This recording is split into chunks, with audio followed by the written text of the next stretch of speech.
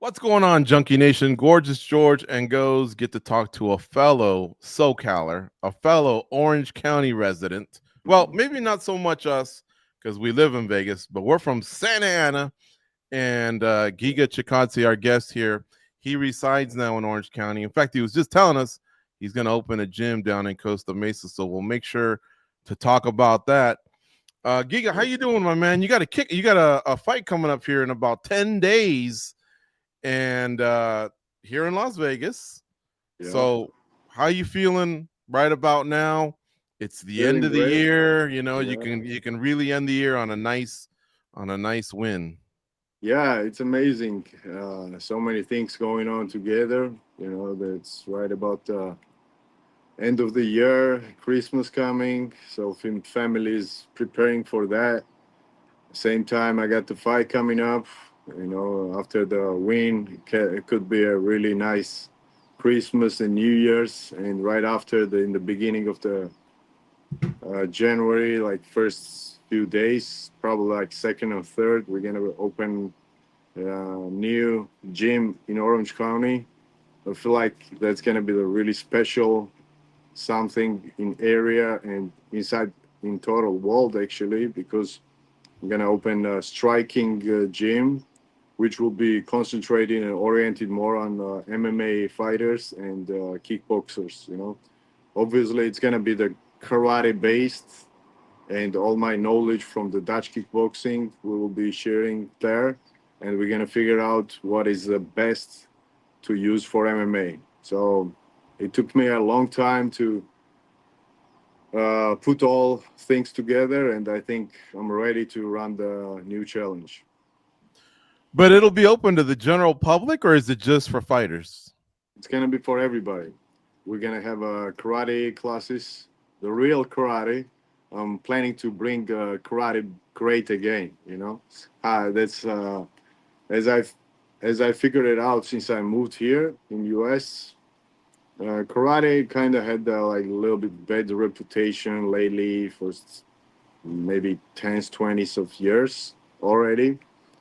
But I feel like bad reputation. I mean, like you see the kids very young age, the black belts, and it took me a quite long time to become a black belt in karate, because the way we used to learn in karate was you had to do like the big steps. So we're not gonna give to nobody the black belt just like that.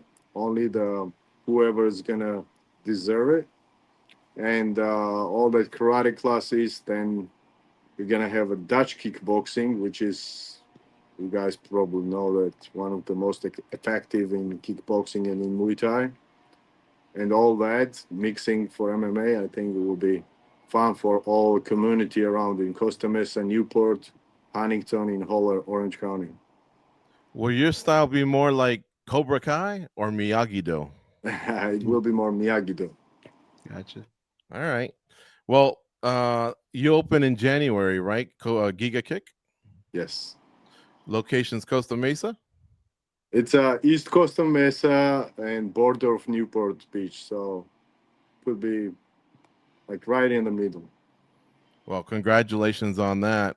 Thank you. Let's talk about the fight you got against Vallejo, Kevin Vallejo, coming up here. A fight night. You like his style? It looks like it's fan friendly, and it's something that is an attractive style to compete against for you.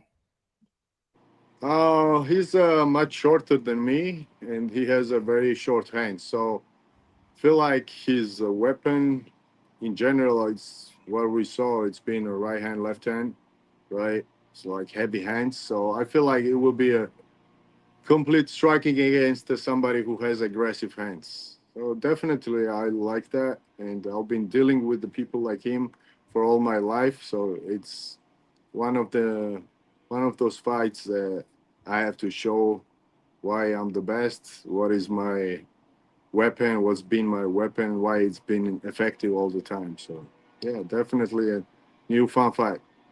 Are you still working with Cub Swanson and the Bloodline guys? Yeah, I'm working with the Cub. Uh, this camp specialist being very helpful. Besides that, multiple people been helping me, especially from the Jackson and Santos studio, the coach Yogi, Bernardo from Leo Vieira, Neiman Gracie, my friend who opened the jiu-jitsu school. I've been going there sometime. And I can't forget my boy Benil Darius, always been helpful, and Tyler Wambos, always helpful as well. Who's the head coach for like the Bob lead Swanson, cornerman? definitely. Cub Swanson. Oh, Yeah. nice. What can you tell me? What's one of the attributes that you like Cub as a coach? Oh, he's an amazing guy. Whatever he does for me, I don't know if I can do that for someone, man. He's he's not only for me, like he's taking care of everybody in the gym, especially unnecessary injuries.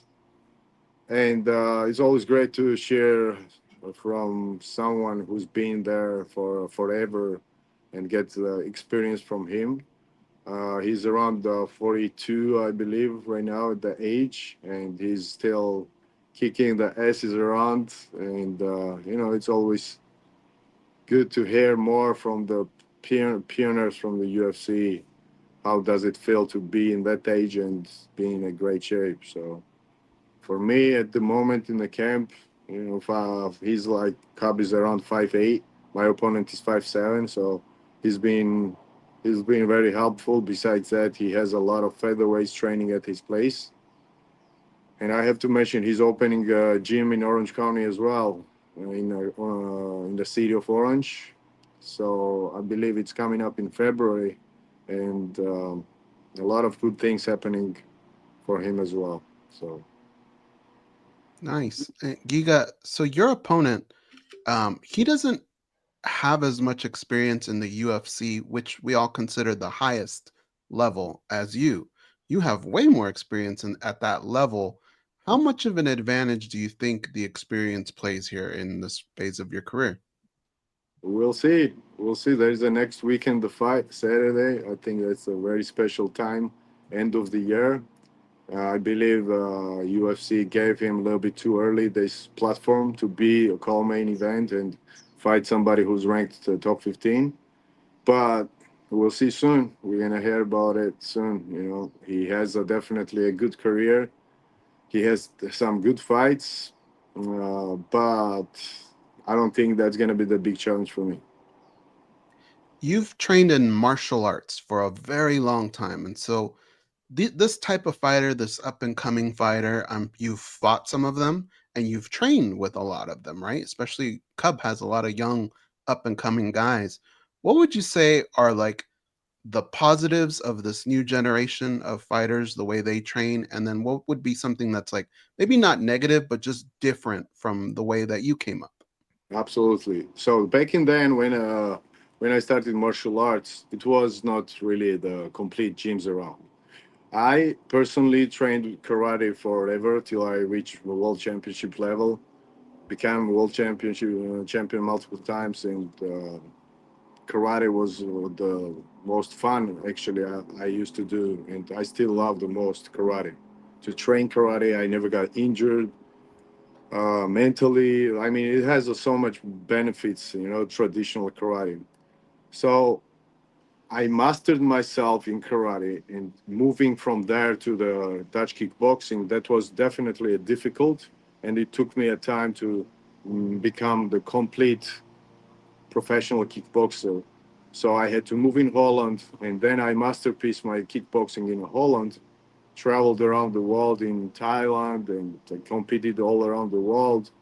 So it the way it worked before you had to be somewhere in a master, either in karate, and then you had to learn how to wrestle or wrestling, and so that's the fighter I am. I'm at master, striking, and then I upgraded and learned the wrestling and jiu-jitsu later for MMA. For the new fighters who was coming up right now, and nowadays the sports change and evolve so much that you can go in a one gym and you can learn the striking, learn the wrestling, learn the jiu-jitsu from way beginning. My son is like 9 year old and he can already do some nasty kicks. He has a heavy hands. He can wrestle. He can grapple. So the kids like that who's growing up definitely has a lot of advantage in general. But one thing I'm missing, I don't believe they're gonna be master in something. It's Mhm. always good to mix up. So if you are a smart today and you are the smart kid growing up doing all that together, if you feel that you are threatened in a striking, you can switch up to wrestling, switch up to grappling, or opposite. Maybe like you see that the opponent has a masterpiece jiu-jitsu, then you gotta keep standing, right? So it's a lot of stylistic differences, I believe. Giga, so like George mentioned, a win here is a nice way to close the year and give you momentum to start next year. When you start next year, considering, you mentioned you're a co-main event, this is a very fun card. Do you like that? Like, would you want to maintain kind of that status, or would you want to be on, it's no longer pay-per-views, but they're still big events, but maybe a little bit lower on the card? Like, what is kind of your ideal situation going forward? I can't wait to get this win, get this knockout as early as I can. Hopefully, it's gonna be the first round, and then I'm preparing a nice call outs because I feel like division's been missing me, and there was a lot of reason why I was in a shadow. I had multiple injuries before, but thanks God, everything went well, and it's time to run it back. I used to fight 4 times a year, and this is a real giga, and this is when I love doing something, I want to do as more and as most I can do it. So definitely first thing first, and next year you guys gonna see as more as possible. So I wanna be ahead. I wanna headline the shows. I wanna become a champion soon next year. I believe this fight, after the nice finish, is gonna put me back where I belong. So after that, I'm looking for a higher ranked opponent. Around this time of year, do your kids and your wife appeal to you to get that bonus, so that the Christmas tree has a few more presents? Do they Of say course. that kind of stuff to you? Um, Honestly, no. My kids and my wife not really saying things like that. It's all about the preparation, and they've been helping me a lot. Pretty much I'm not physically involved in my kid's life right now because everything on my wife. And you guys know that just in California, me, my wife, and 2 kids, we don't have families here who can support us and help us in daily life routine. So everything we did sacrifices to move here and stay there. There was not a dream for us to come in US and leave. There was a dream to become a UFC champion and make career through that. And yeah, I'm definitely super super thankful to my family, wife, and kids both, all three together, because they sacrifice things every day for my career. And yeah, this is something very important for me. This is the reason why I'm fighting, and I want to prove that I can do it and make this goal mission accomplished.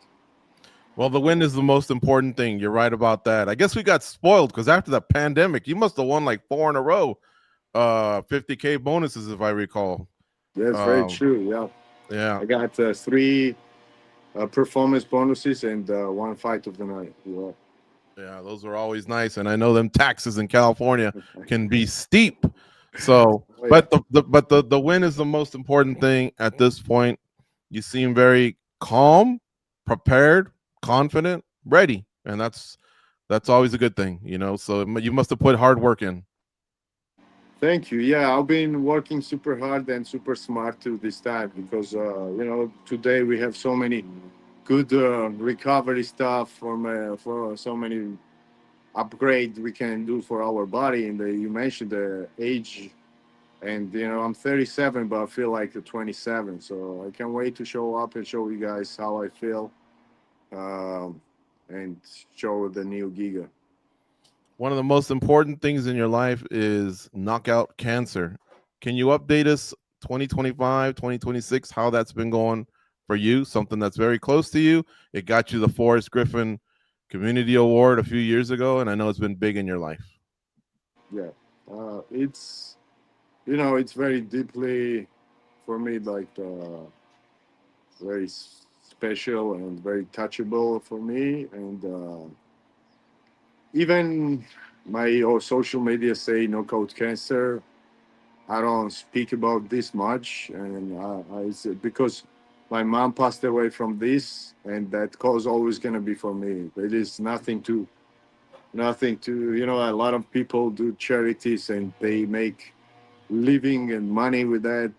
Anything we make in a charity, everything goes straight to the people who needs the money. Nobody's getting paid from this. And so far, we reached the 300 people we helped, and we're Wow. very proud of it. Maybe it might be the very minimal support from us that what we can do it, but even though I believe we did a little difference and we make difference in their life. So that's something that always gonna be for me. And whatever I make it, let's say if I make a 10 bottle of water, one always gonna be there for them. So No, that's impressive. Either way, you've affected 300 lives. My Hmm. brother and I, same thing. We've had relatives recently pass away. Some are so fighting it right now. It's one of the saddest things when the human life is on a different course, and that's just trying to stay alive because please let me know if I cancer. can help somehow, and I would love to be helpful for your friend as well. Well, thank you. I appreciate that. I guess we'll see you next week, Giga. I don't know if you're coming in town to support Marab in time or if you're coming next week, but we're in Vegas. You Hopefully, guys we'll know I see. always come to support Merab and all the Georgian fighters. Unfortunately, for this camp, I will be concentrating on myself. It's Yeah. very short. It's like back-to-back fights, and I'm doing some stuff here that I have to stay a little bit Okay. here. And but probably we'll celebrate after that with Merab together. Nice. Nice. Thank you for the time today, as Thank always. you. And we'll Thank talk to you. you soon. Always good to talk to you guys, and big fan of your program always, bro. You guys Thank you, do a Thank you. sir. great job. Thank you. All right.